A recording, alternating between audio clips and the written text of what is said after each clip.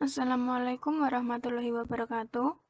Perkenalkan, kami dari kelompok 4 kelas A5 yang beranggotakan Anissa Dwi Utami, NIM E20136, Wahyu Dwi Sri Pamuji, NIM E20138, Ninghasna Kinasih, NIM E20139, Alifia Nur Afifah, NIM E20140.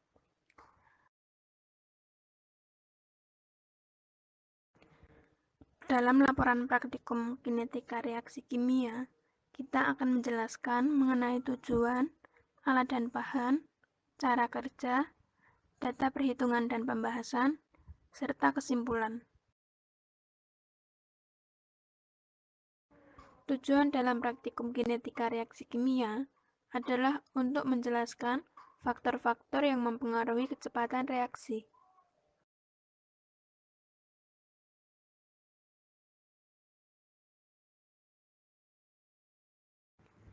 Selanjutnya adalah alat dan bahan. Alat yang digunakan adalah stopwatch, termometer, Erlenmeyer, gelas kimia, gelas ukur, tabung reaksi, lumpang dan alu, kaki 3 dan kasa, asbes, pembakar spiritus, dan penjepit tabung. Untuk bahan, larutan HCl 1 molar, batu kapur berbentuk bongkahan, kepingan dan serbuk, larutan Na2S2O3 0,5 molar, larutan CH3COOH 1,2 molar, larutan Na2S2O3 0,1 molar, HCl 0,1 molar dengan suhu 10 derajat Celcius, 20 derajat Celcius, 30 derajat Celcius, dan 40 derajat Celcius. Larutan asam oksalat, larutan H2SO4 1 molar, larutan KMNO4, dan larutan MnSO4. Selanjutnya adalah cara kerja. 1. Pengaruh luas permukaan. Cara kerjanya yaitu dimasukkan 20 ml larutan HCl 1 molar ke dalam gelas kimia, ditambahkan 10 gram batu kapur berbentuk bongkahan, lalu dicatat waktu sejak penambahan hingga batu kapur habis bereaksi. Kemudian, dimasukkan 20 ml larutan HCl 1 molar ke dalam gelas kimia, ditambahkan 10 gram batu kapur berbentuk kepingan, lalu dicatat waktu sejak penambahan hingga batu kapur habis bereaksi. Yang terakhir, dimasukkan 20 ml larutan HCl 1 molar ke dalam gelas kimia, ditambahkan 10 gram batu kapur berbentuk serbuk, lalu dicatat waktu sejak penambahan hingga batu kapur habis bereaksi.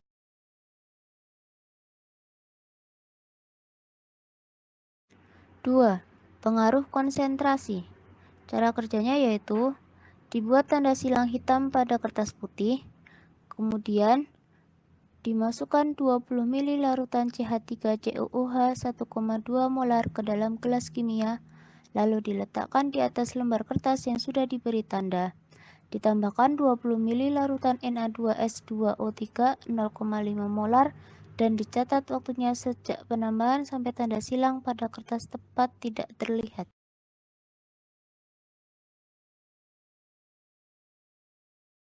Setelah itu, dimasukkan 20 ml larutan CH3COOH 1,2 molar ke dalam gelas kimia, lalu diletakkan di atas lembar kertas yang sudah diberi tanda. Ditambahkan 20 ml larutan Na2S2O3 yang sudah diencerkan dengan Aquades, yaitu 10 ml larutan Na2S2O3 dan 10 ml Aquades. Kemudian dicatat waktunya sejak penambahan sampai tanda silang pada kertas tepat tidak terlihat. Setelah itu, dimasukkan 20 ml larutan CH3COOH yang sudah diencerkan dengan Aquades, yaitu 10 ml larutan CH3COOH dan 10 ml Aquades ke dalam gelas kimia, lalu diletakkan di atas lembar kertas yang sudah diberi tanda. Ditambahkan 20 ml larutan Na2S2O3 0,5 molar dan dicatat waktunya sejak penambahan sampai tanda silang pada kertas tepat tidak terlihat.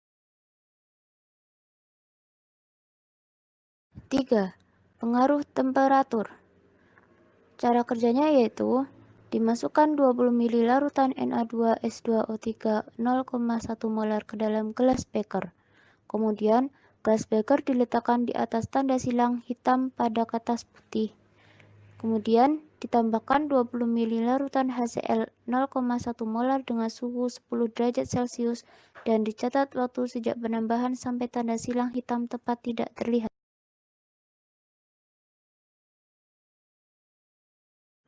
Setelah itu, ditambahkan 20 ml larutan HCl 0,1 molar dengan suhu 20 derajat Celcius dan dicatat waktu sejak penambahan sampai tanda silang hitam tepat tidak terlihat.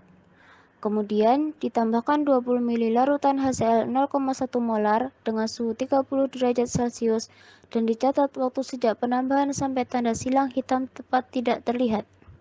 Terakhir, ditambahkan 20 ml larutan HCl 0,1 molar dengan suhu 40 derajat Celcius dan dicatat waktu sejak penambahan sampai tanda silang hitam tepat tidak terlihat. 4. Pengaruh katalis. Cara kerjanya yaitu diambil 10 ml asam oksalat dan dimasukkan ke dalam Erlenmeyer, ditambahkan 2 ml asam sulfat, kemudian dimasukkan 4 ml kalium permanganat dan diamati waktu pada stopwatch.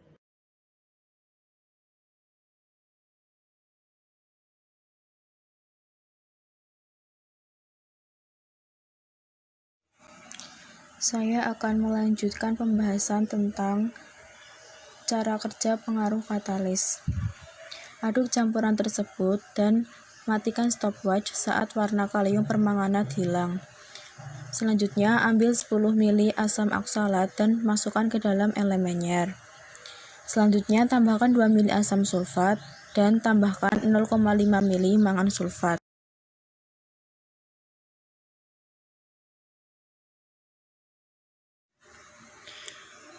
Selanjutnya, tambahkan 4 ml kalium permanganat sambil nyalakan stopwatch. Selanjutnya, aduk campuran tersebut dan matikan stopwatch saat warna kalium permanganat hilang. Hasil pengamatan diamati dan dianalisis.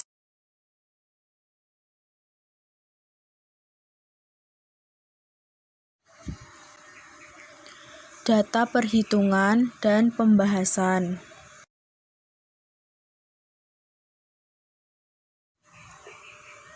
1. Pengaruh luas permukaan.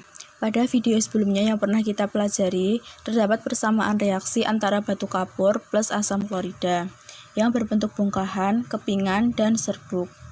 Cara kerjanya adalah masukkan bongkahan, kepingan, dan serbuk batu kapur ke dalam 20 ml larutan HCl 1 molar dan aktifkan stopwatch. Catat waktu yang diperlukan dari batu kapur dimasukkan hingga habis bereaksi. Pada bongkahan memiliki waktu reaksi 11 menit 44 detik. Kepingan memiliki waktu reaksi 8 menit 6 detik. Dan serbuk memiliki waktu reaksi 4 menit 15 detik. Semakin luas permukaan bereaksi, maka reaksi kimia akan semakin cepat. Kepingan batu kapur memiliki luas permukaan paling besar, sehingga waktu reaksinya paling lama. Sedangkan serbuk batu kapur memiliki permukaan paling besar, sehingga waktu reaksinya paling cepat.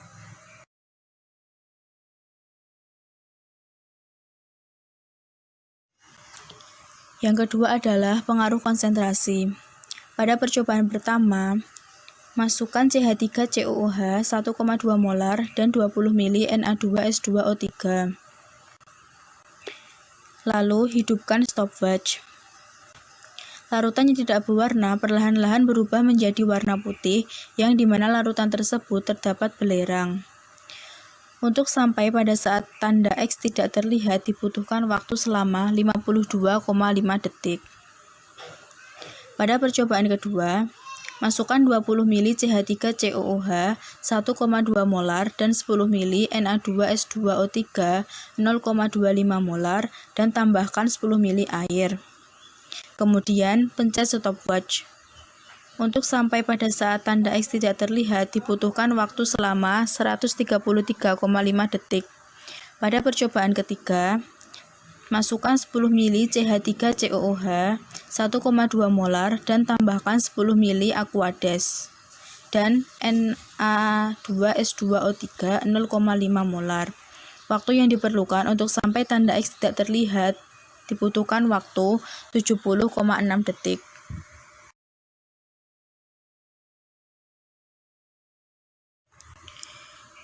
Yang ketiga yaitu pengaruh temperatur.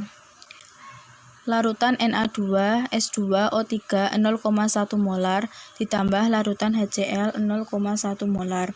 Pada percobaan pertama, masukkan 20 ml larutan Na2S2O3 0,1 molar dalam gelas beker di atas kertas bertanda silang. Masukkan HCl 0,1 molar bersuhu 10 derajat Celcius dan aktifkan stopwatch. Larutan akan berubah perlahan dari jernih menjadi keruh.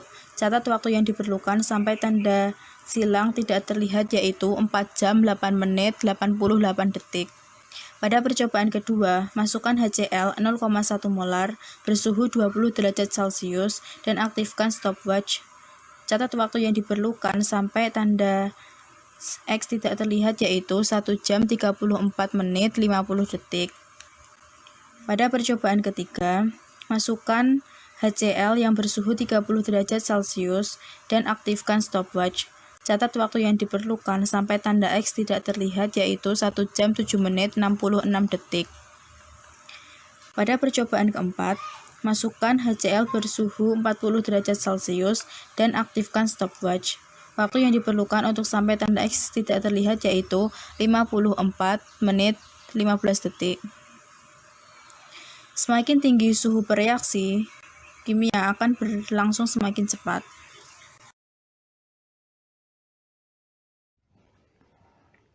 Yang keempat adalah pengaruh katalis. Pada percobaan ini digunakan mangan sulfat sebagai katalisnya. Untuk percobaan yang pertama, ketika 10 ml asam oksalat ditambah 2 ml asam sulfat dimasukkan ke dalam Erlenmeyer, kemudian ditambahkan 4 ml kalium permanganat, dimasukkan ke dalam Erlenmeyer sembari dinyalakan stopwatch-nya. Kemudian ketiga zat tersebut dicampur, maka akan didapatkan waktu sebanyak 3 menit 40 detik hingga kalium permanganat tersebut hilang dari campuran tersebut. Kemudian untuk percobaan yang kedua, ketika 10 ml asam oksalat ditambahkan 2 ml asam sulfat, kemudian dimasukkan ke dalam labu Erlenmeyer, kemudian ditambahkan 0,5 ml mangan sulfat sebagai katalisnya, kemudian ditambahkan 4 ml kalium permanganat, dimasukkan ke dalam Erlenmeyer sembari dinyalakan stopwatch-nya, maka akan didapatkan waktu sebanyak 1 menit 23 detik hingga warna kalium permanganat di dalam campuran tersebut tepat hilang atau sudah tidak terdapat di dalam campuran tersebut.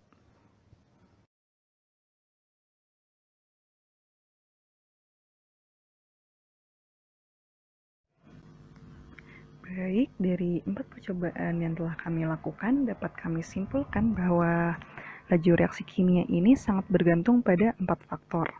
Yang pertama ada faktor luas permukaan, yang kedua ada faktor konsentrasi, yang ketiga ada faktor suhu, dan yang keempat ada faktor katalisator. Nah, mari kita ulas satu persatu. Untuk yang pertama ada faktor luas permukaan. Dari hasil pengamatan tadi dapat kita lihat bahwa batu kapur yang memiliki bentuk bongkahan cenderung lebih cepat habis bereaksi dibandingkan dengan batu kapur yang memiliki bentuk kepingan maupun serbuk. Hal tersebut membuktikan bahwa semakin besar luas permukaan suatu zat, maka akan semakin cepat laju reaksi suatu zat. Kemudian untuk yang kedua ada faktor konsentrasi. Nah, di faktor konsentrasi ini yang diukur adalah kecepatan reaksi. Nah, kecepatan reaksi itu apa sih? Kecepatan reaksi adalah perubahan konsentrasi per reaksi ataupun produk dalam suatu satuan waktu.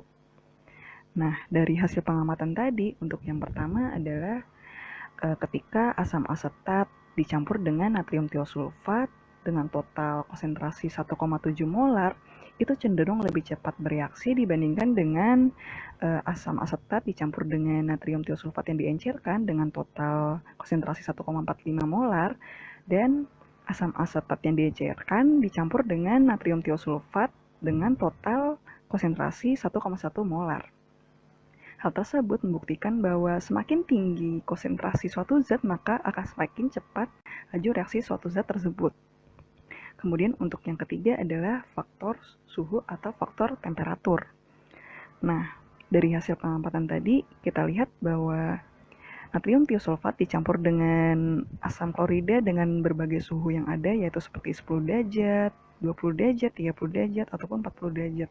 Nah, untuk yang 10 derajat ini cenderung lebih lama bereaksi dibandingkan dengan yang 20 derajat, 30 derajat, ataupun 40 derajat. Hal tersebut membuktikan bahwa semakin tinggi suhu atau temperatur suatu zat, maka akan semakin cepat pula laju reaksi suatu zat. Kemudian yang keempat adalah faktor katalisator. Nah, dari hasil pengamatan tadi kita lihat asam oksalat yang dicampur dengan asam sulfat, kemudian dicampur dengan kalium permanganat tanpa ditambahkan katalis mangan-sulfat, itu cenderung lebih lama bereaksi dibandingkan dengan asam oksalat dicampur dengan asam sulfat, kemudian dicampur dengan kalium permanganat ditambah dengan mangan-sulfat sebagai katalisator. Mengapa demikian? Karena katalis ini dapat meningkatkan laju reaksi dengan cara menurunkan energi aktivitas sehingga kompleks teraktivasi ini lebih mudah terbentuk. Jadi sehingga dengan adanya katalisator ini laju reaksi pun menjadi lebih cepat.